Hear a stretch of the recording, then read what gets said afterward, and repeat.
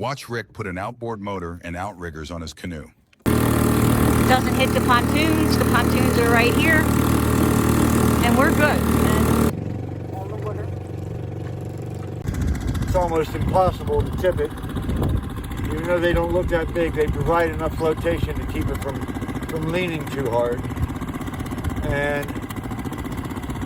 when I solo with the boat, I can even take my hands off the motor and actually steer it just by leaning and dipping one outrigger tip in the water versus the other. And you can actually slalom with it if you wanted to, no hands, which is kind of fun. Little goofy, but fun. Canoe leaves very little wake at low speeds, which is, engine is air-cooled rather than water-cooled. So the exhaust into the water, but it does get a little loud at higher speeds for being such a small motor. You got a 4-inch pipe. They're mounted on the canoe. The board sits on top of the boat, and this goes underneath of the aluminum gunnel, and then when you tighten this up, it locks it in place. And that's all that does. So is that big sheet of metal like a washer, basically? Basically, yeah, except it gives it a little more surface area and a little more grab.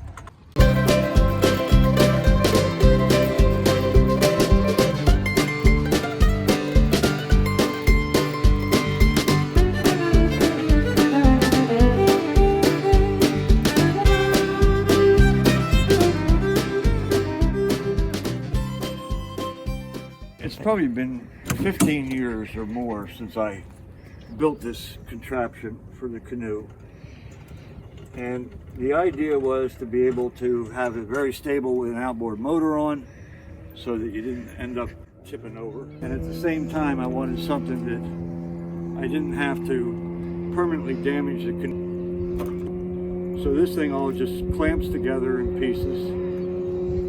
And it can be clamped onto the canoe, taken off the canoe, then you can use the canoe like a regular canoe, and there's nothing that gets in your way as a result of having the outriggers built. So we've got a setup like this, and I also am going to put a mount for the motor on the back so that's going to be the same way. It just clamps on and off.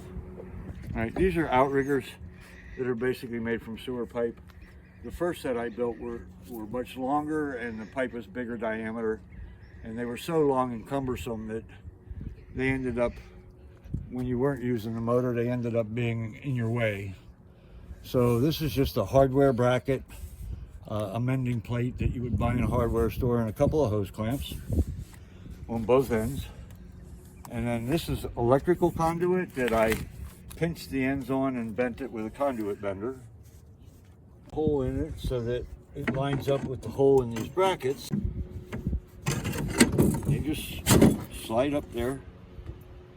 What are you putting in? This is a little pin with holes in it, clevis pin.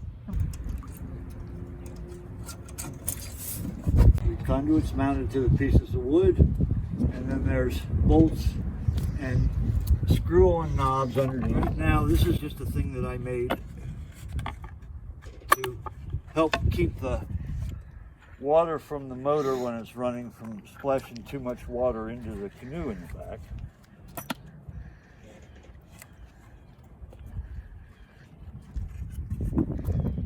Slides back here, and we've got a knob underneath that tightens up.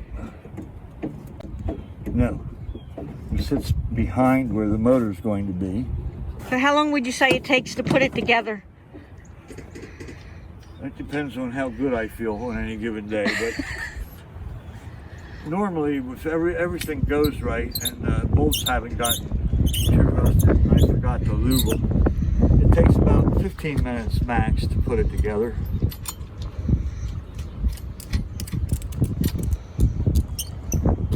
And again, it's made with 2 pieces of steel and then these threaded knobs that will lock it in place once it's where I need it to be. This is Rick in Round Valley Reservoir.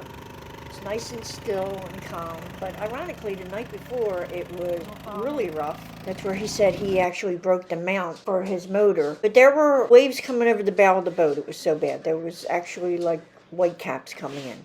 So that was around Valley Reservoir. And this next one, we are actually heading out to the Delaware River. That is, I believe, the Ben Franklin Bridge from New Jersey to Philadelphia, or Pennsylvania. And this water is rough. It looks pretty calm, okay, but it really isn't. It's extremely rough. And there's big ships out there and towboats, so I was more than happy to get back and not go out there. That probably wasn't the brightest place to put the boat, but we were just playing around. Like this video, let's have a thumbs up. Don't forget to subscribe to our channel.